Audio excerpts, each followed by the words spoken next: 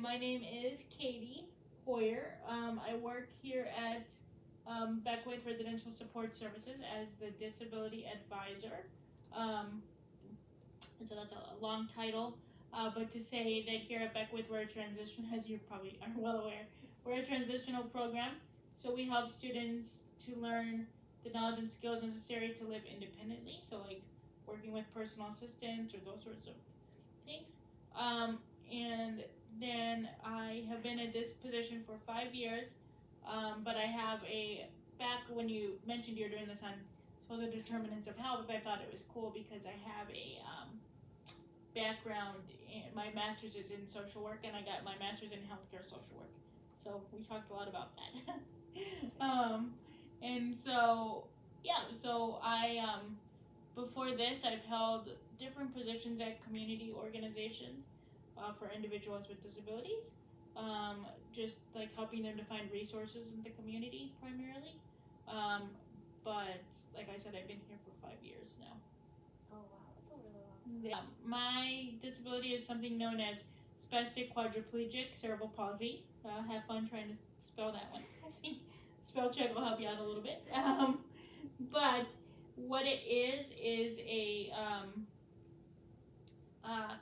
it's a I like to describe it as a spectrum disorder or disability, meaning that since there's 4 different types of cerebral palsy, everyone can have everyone who is diagnosed with it can have it at different levels.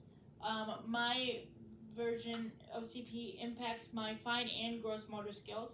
So yeah, but primarily my disability impacts my my physical abilities. I've had to have, and it also can impact like my vision, as well as like a really poor eyesight, but as well as like being able to see, depth perception. So like when you're looking at something closer, or just the depth of how high up something would be, and also my sense of direction too. So don't ask me how to get anywhere. So yeah, healthcare wise, one of the biggest things that I experience, even as a 35-year-old woman, is the fact that oftentimes medical professionals don't address things to me, like if I have to bring a PA or a personal assistant, as you know, but for your payment, into the into the exam rooms, or have to get rides to and from the appointments and things like that. First of all, even just being able to have an accessible space, that's big enough for my wheelchair, and like I mentioned, I'm able to stand and weight bear and things like that. But for the individuals who aren't, having lifts and things like that in exam rooms are hard to come by. So having the accessible space and having the transportation to get to the appointments and things can be a challenge often for people. But most, I think, what impacts me is, like I was beginning to mention, just that idea of the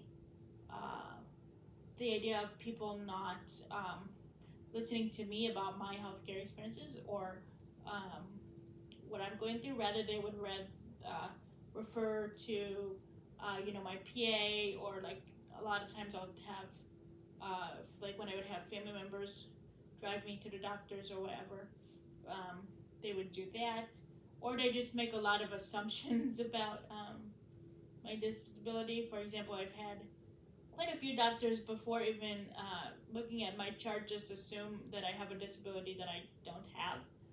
And I'm like, it takes 2 seconds to just, look at my chart. It's probably the first thing listed, But I think that's kind of the thing that I wish more healthcare professionals, the challenge that I've really faced is having to advocate for myself in this space, and say like, no, that person doesn't need to know about that unless I, choose to tell them. And they can like exit the room right now, and you can just like talk to me. And most, doctors, like their jaws hit the floor sometimes. and it's not even really with healthcare professionals. It's also with family members because they've been so used to being a part of that experience with me, that they just kind of assume that that's always going to be the case. But it's like, oh no, now I'm a grown person, so I'll make those decisions for myself. Yeah. So that's, and then also it's kind of funny, but also just how, that people make assumptions about individuals with disabilities rather than asking when it comes to healthcare needs. For example, many women, when they go to different doctors and things like that, are asked about, like, or if there's like a risk of, or not risk, chance of pregnancy. I've never once been asked that question at 35 years old, so it's kind of, I don't know, this doesn't sit right with me necessarily. And so I think that that healthcare professionals could do a better, which this might be later in your paper, but healthcare professionals could be doing a better job at just kind of looking at individuals as people first, and then how their disability, impacts them also, rather than just kind of coming in and seeing the disability and making a lot of assumptions. And that's part of why I went into healthcare social work, was because of this idea that the world isn't made for people with disabilities, and social work is all about helping individuals to find the proper fit within their environment, so helping to do that. So that's just a little bit about healthcare. You mentioned education as well. My educational experiences were pretty, I had to do a lot of advocacy. But when I graduated high school in 2007, and so when I graduated from NICWA, I was really one of the only, like when I was graduating, a few of the individuals who were coming in had disabilities, but also were, on the college prep track. And but before that, I was really the only one out of my school of 4,000 people that was that way. So I had to do a lot of advocacy to be part of, the classes, and to get what I needed, again, in the physical space, as well as, just to have like a one-on-one aid with me, and those sorts of things. And then also, this was my favorite part, I had to advocate, because it was coming, I used to go to what's called IEP meetings, or individualized education plan meetings, because I had an IEP for my entire high school, or my entire education. Even though I wasn't a special education classroom student, I still needed to be in special education because of receiving physical, occupational, and speech therapies. And so I remember going to my last one before I graduated and got ready to come to U of I, and they said, okay, one more thing for you to do. And I'm like, oh, I thought I did everything. I was ready.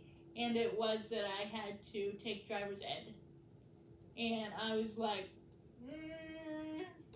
how is that going to work for my mom, too? Was like, how is that going to work? And we both knew that I didn't have, because of my vision challenges, as well as my physical disability, driving was kind of off the table for me. And I've made my peace with that, and kind of learned about other resources available. But we just kind of wanted to see kind of what the school would say. So we were like, oh, well, how is that going to work for Katy? Like, are you going to get her the accessible van and stuff? And they were like, oh no, that wouldn't be possible. And so my mom was like, well, then what are you wanting her to, how is she going to take driver's education class? And they're like, well, wouldn't you want to just know the rules of the road? And I was like, why would I want to know the rules of the road if I'm not going to be driving a car? No, thank you. So I had to do some advocacy, just around, again, what my specific abilities and needs were,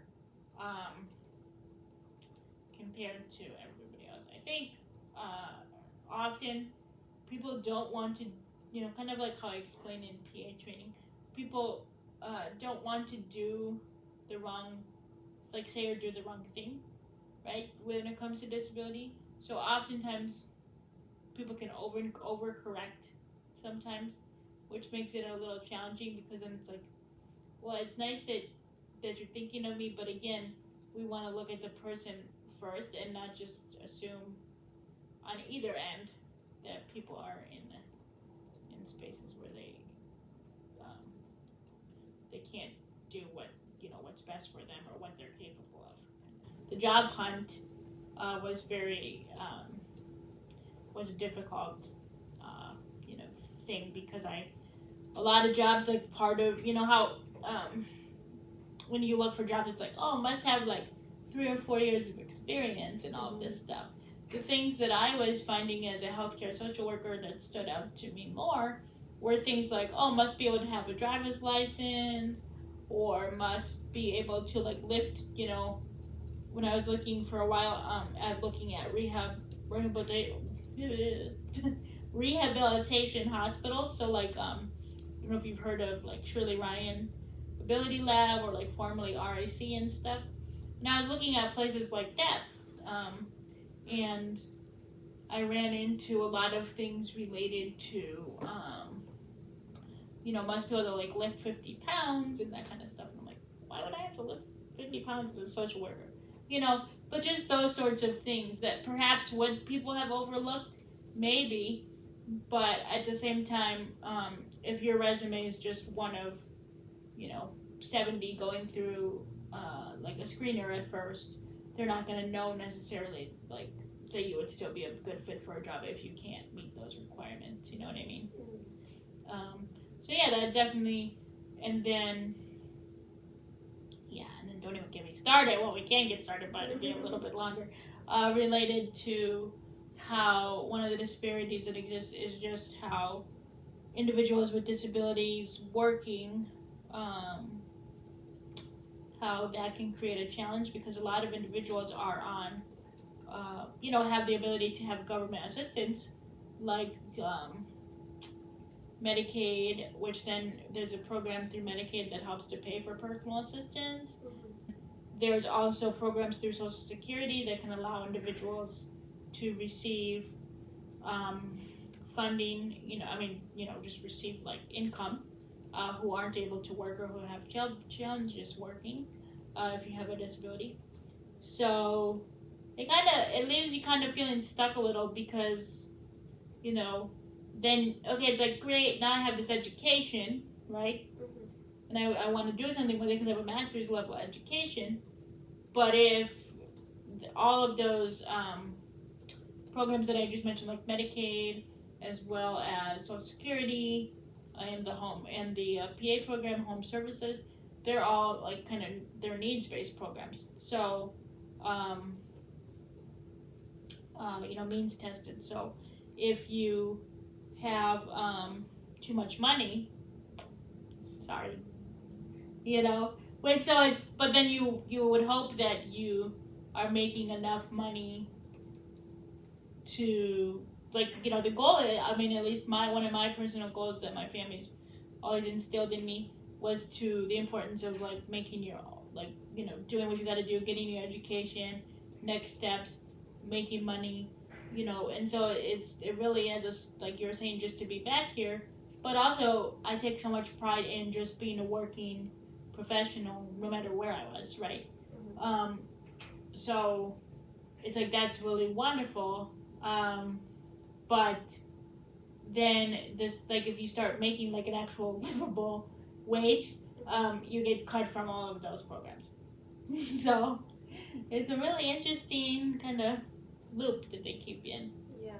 A little bit. So it becomes a very personal decision related to what's important to individuals and what they can navigate. If they need to stay within that, maybe just work part-time a couple hours a week, or if they're able to be like me and able to have outside resources like family support or other things that allow them to say okay, I do want to get off of leave this assistance to people who could benefit more, because I do have the ability to work and I take so much pride in actually physically getting up and going to work every day. The funny thing just becomes then I go to work to pay for the PAs who helped me out of bed to go to work. Yeah. You know? So it's kind of funny when you look at it like that, but It's paradoxical. yeah, it's very much so. So my advice to, fellow health or not fellow, but future healthcare professionals is, just to really, like I said, treat your clients or your patients in this case as people first. Remind us, for those who are struggling, that we are to remember this, that we're the or even your coworkers or whatever, that we're the experts on our own experiences. Because the number of times that I've gotten medical advice from doctors, like just because it's what they would tell able-bodied people, is like really frustrating. For example, you work here, so you would understand this. They they say like, for me, I deal with a lot of issues of like, because of my disability and that I don't move around a lot. Like other people with cerebral palsy, I deal with a lot of like chronic constipation issues. So I have been to the hospital a few times because of that. And like doctors will come in like 2 seconds and be like, okay, go home and like just drink like 60, like, just pound down a bunch of water, right? And then it'll get things moving. Great advice. Wonderful. It works. It's great. It's whatever. But who thinks about the fact that we have to schedule our bathroom shifts, right? And so if all of a sudden I'm just going to be taking this or having to take like, other medications that have you having to run to the bathroom, or like the reason that potentially some of us might have that problem more is because we do limit our fluid intake, right? Not the best idea. Like we recognize it's not preferred, right? So even just, I guess again, I say that to say like recognizing that people are their own, their own experts of their own experiences, but then you all come in with that medical knowledge and that piece about what's right for the human body in general, right? So it's that idea of, it's like looking at healthcare or like even health disparities and how do we tackle those in general, whether it be education, whether it be, healthcare, whatever. It really, I think, would help to be a part, like to look at it more of like a partnership, right? Where you're coming into the system with your set of knowledge, and then the patient or client is coming in with their set of like lived experience, and so just taking the time to merge the two, I think, is how we could really go about tackling these kinds of things better. Thank you so much. Yeah, and